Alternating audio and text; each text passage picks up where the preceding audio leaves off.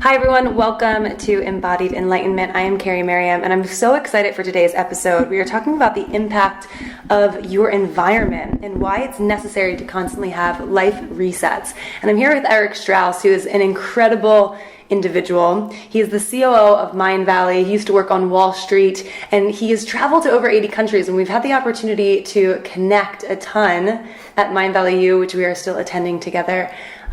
Eric, thank you so much for being here. Thanks for having me. So the conversation that we were having this morning is so fascinating. I wanted to connect with the listeners about how you get NLP'd by your environment.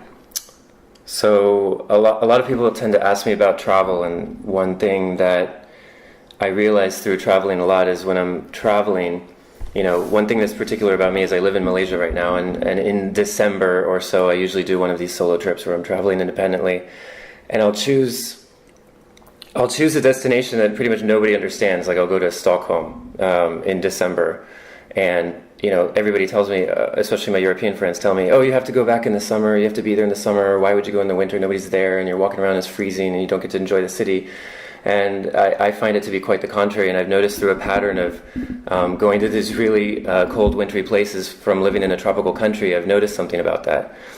And it's that when I'm traveling in general anyway, there's this element of we live our lives. If we live in one place, like 95% of whatever we do is kind of coming from our subconscious mind. It's just habitual, and I'm making up that number 95%, but it's definitely the vast majority of what we do is just habitual. There was a study done by this person, very famous if you study psychology, this person who had anterograde amnesia. He had some kind of brain damage, and anterograde amnesia is where you lose your memory. You can't create any new memories, but you keep your old memories. It's the opposite of normal retrograde amnesia.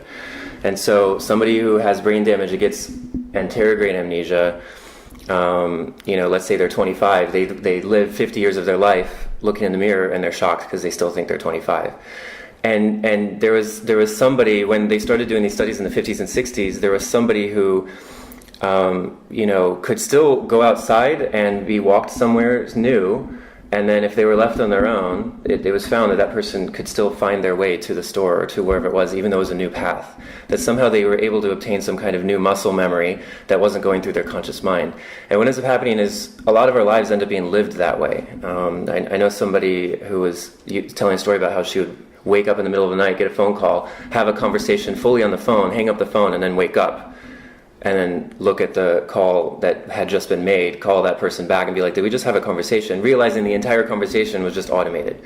How much of our lives, our hand gestures, the expressions we use are completely automated? We don't even think about it. How much when we're walking out into the city, into the environment that we're in, that we're used to, do we not think about it?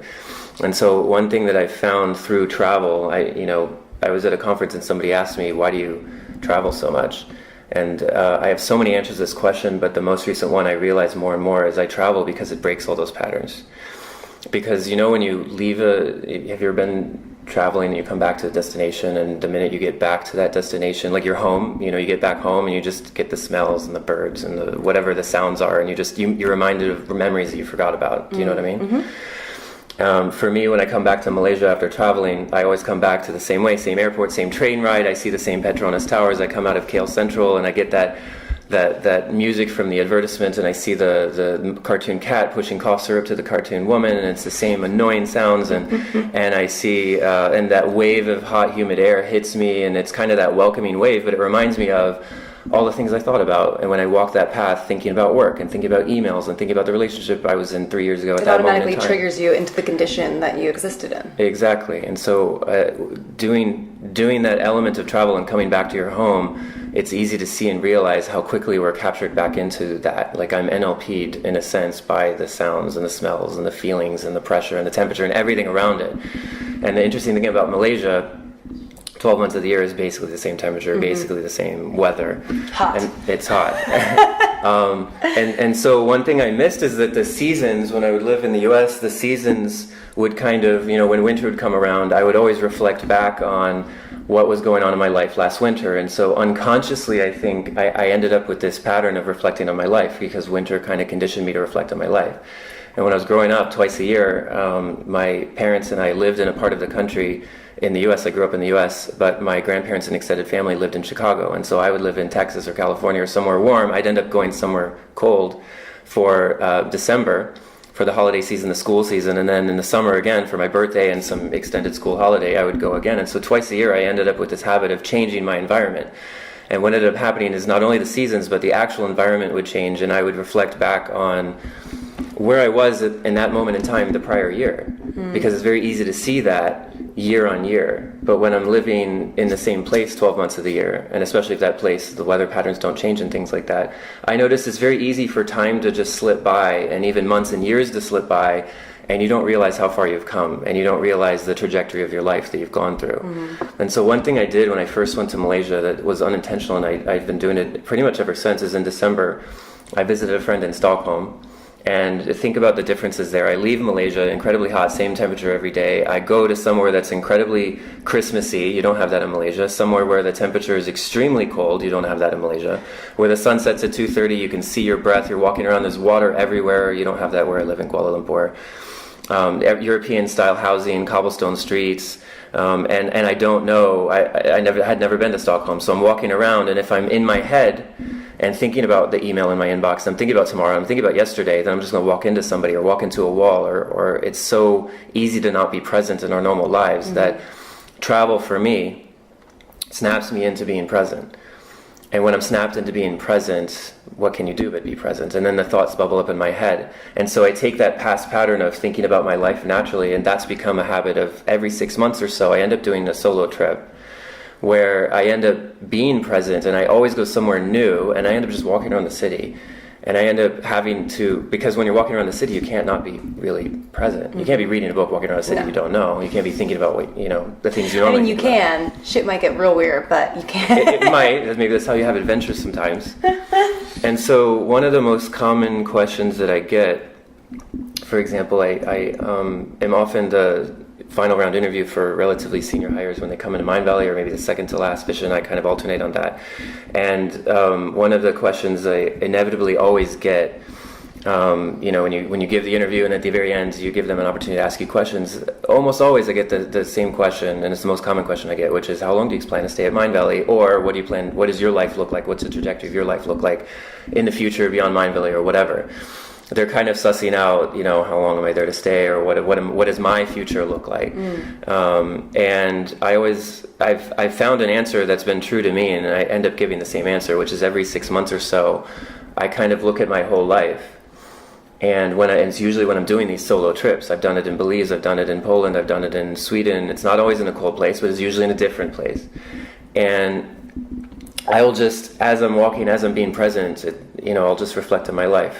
What friendships what people am I surrounding myself with? And do I want to renew that for the next 6 months? What relationship am I in? Do I want to renew that for the next 6 months? Where am I living? I'm living in Kuala Lumpur, Malaysia, in the apartment I'm living in. Do I want to renew that?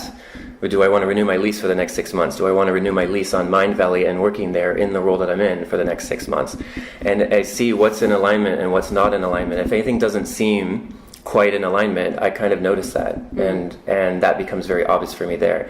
If I try to have that conversation in my head or in my heart in Kuala Lumpur, where I'm living, or even in the apartment that I'm in, attachment comes in, and then NLP comes in, and it becomes a lot harder to want to move from the apartment that I'm living in on the 10th story overlooking the pool when I'm just sitting there in that apartment appreciating it. And when I'm somewhere else and I'm reminded, oh yeah, there are other parts of the world that I would love to live in, or oh yeah, like I'm in a different zone, I'm surrounded by different people, it makes me really zoom out. There's this expression that I heard a few years ago, that if you travel 2,000 kilometers away, I think it was kilometers, it's for some reason, if you travel 2,000 kilometers away from where you are, where your problems are, where your home is, where your NLP patterns are, I would say, then you think differently about your problems, your challenges, your opportunities, because in your head spatially, they're not here with you, surrounding you, they're actually over there. And so one of the first trips I did when I went to Malaysia is I went to Bali. And I went there and just with a notebook. I took days off of work. It was basically a 5-day weekend, and I was traveling around. It was my first time in Bali itself, in the island. And I was just sitting there and sitting in a cafe and journaling and just wandering around doing my thing. It was a solo trip. And I noticed I filled my journal, and I was just so much was coming through me. And I was thinking about this, and that quote came back to me. And I looked on the map, and I realized that Bali was exactly like 2,000 kilometers away.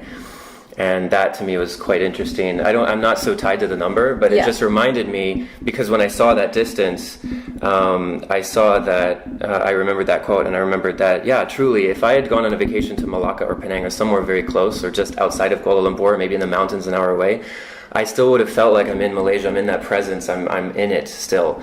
But actually taking that 3-hour flight away, and nowadays when I do holidays, I often I go to Japan, or I'll go to, like I said, Sweden and so on.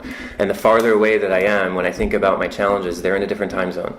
They're on the other side of the planet, so they're in a different weather pattern. Everything is different about it, and I truly am distanced from it and can think about it more objectively. I love it. It's so similar to being in a relationship, and once you're out of that relationship, you start to recognize and see patterns that were there, but because you are so encompassed within the energy of the relationship, it's hard to actually have a different perspective because you're existing and living within it. It's just a conditional way of experiencing your life. But I love that you're tying it in that everything is really a condition. Everything that we're doing is a condition. And travel is giving us the opportunity to reflect upon the conditions that we're implementing within our reality, and having conscious awareness to then go, do I still want to play within this condition? Exactly. And there's Neil Donald Walsh talks about this this sense of you don't really own anything in your life, and you don't have a right to anything in your life. And imagine if you just, you're floating through life as a existential being, and everything you are touching and using, and you think that there's ownership you're a steward of. Yep. And when I heard that, it reminded me in my head, the way I think about it is when I do these trips every 6 months or so, usually in around June and usually around December, I'm renewing a lease on my relationship. I'm renewing a lease on my apartment. I'm renewing a lease on my current work situation. And sometimes I come back and I say, I'm not going to renew the lease. And so when they ask me that interview question, how long do you stay at Mindvalley? My question has always been, since I've been at Mindvalley, has been, well, the last time, I explained this, and I say the last time I did this on this trip, I renewed it. And I may tweak things here or there. Like there was one time I wanted to do a little bit more public speaking, a little bit more teaching, get myself out there and develop that particular skill set. And I had that conversation, and I added that element to my role, my current role now, and I'm doing a lot more of that. And that's pushing me in a certain direction that I see, that I see myself going more. So it doesn't have to be throw everything out and reinvent your life. Although certainly, if you're thinking of renewing everything, you remove that attachment. So if you realize that you're really out of alignment, you'll never be out of alignment way too long, because you're always looking at your life in that way. Yeah. And what you're talking about relationships is also pretty key, because a lot of people end up being NLP'd in their relationship. And it comes in a couple flavors. One of them is this element of, one of them is actually, I've had a few friends who've been this way, that they've been in relationships from the time they were 16 or something like that, and they've been either in the same relationship or just constantly in relationships for like 10 years, 15 years. What ends up happening is that time, they don't have that time being on their own with their own thoughts necessarily. They don't have that single time where their identity often gets shaped. And so there's nothing necessarily good or bad about it, it's just different, is that your identity is often shaped so much by the people you're surrounded with that you don't know who you would be if you spent time away from that person and were truly around a different environment, and you got to see that fish in a different water, yourself as a fish in a different water. And that's on the macro level over years. I've always appreciated the times that I had been single in those periods of time between relationships, because my identity probably changed the most during those times, or it probably evolved the most during those times, or I got closer to my own awareness of my identity during those times. At the same time, in relationships, you're coming up against a mirror of yourself as well, and so it's a whole different sense of getting deeper into your awareness of yourself. But there's another element of it too. If you go to the micro level, it's this whole idea of solo travel. The trips I do every 6 months, always solo. Like it's not to say that I can't do trips with my partner, I can't do trips with friends or with my parents or whatever. I'm always wanting to do that as well. But I always make sure that at least a couple times a year I'm doing some kind of solo trip, because that's truly when if you want to do that life reset and look at every kind of category of your life, and I'm not talking about looking at a spreadsheet and going bam, bam, bam, it's very organic for me. But if you really want to kind of just reflect on that and be present, do it without traveling with anybody that you know. It doesn't mean don't be a hermit and kind of stay in a hotel room or something like that. And you go out and meet people, because meeting people, you can't be super unconscious when you're meeting somebody in a different culture, maybe with a language challenge, maybe not. Again, you're doing different activities. You're just more present with that person, because you can't afford to fall back on the inside jokes or fall back on the patterns of behavior that you have with the people you're very close with. And so people who only travel with the people that they're very close with, who have never done solo travel, or who tend not to do solo travel, I would say they're robbing themselves of a great opportunity to do that in a way, to do that kind of life reset, or do that kind of reflection, and see how far they've come and see where they are right now, that they wouldn't have the exact same chance to do had they not done that. That's so profound, because so many individuals are looking at another opportunity, I think, to escape the conditional states that they're living in. So I think that's why retreats are so popularized.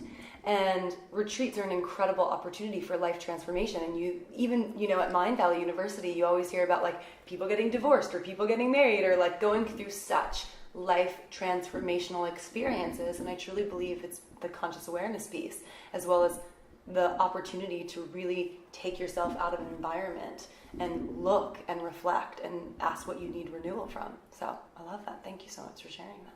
Yeah, definitely. Yeah. Is there anything else that you want to add that like people have to hear from you? There's this quote from St. Augustine, and I found it on couch surfing, and it resonated with me, and it's pretty cliche, and St. Augustine probably never said it anyway, but nonetheless, I'll refer the quote as I encountered it, and it's that life is a book, and if life were a book and you don't travel, you always end up just reading one page of that book. And you can get to know that page extremely well, but you think the whole world is that page and it's about that particular story. And for me, I don't think life is long enough to travel as much as that I actually want to. And travel is not about just counting countries. It's not about just going to museums. It's not about just learning about the history of a place or trying different food.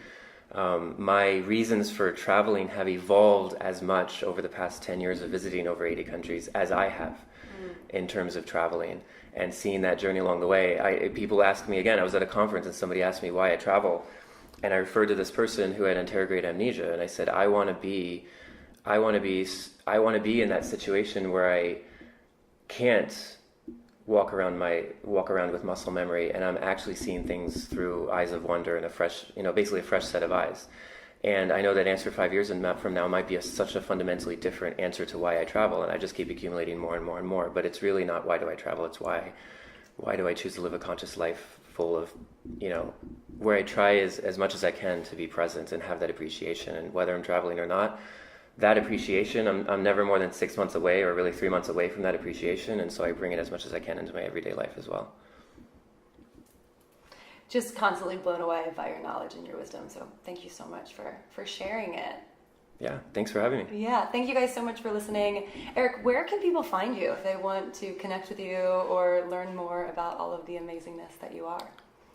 Online, probably most reliably. I'm on LinkedIn and all of that, but most reliably on Facebook. I'm Eric T Strauss. There's a bunch of Eric Strausses out there. I'm the one with the T. Yeah. Well, again, thank you so much. Thank you guys for listening. And do me a favor, go to the comment section, give Eric some love, give us some feedback, and I will talk to you next week. Thanks for being here.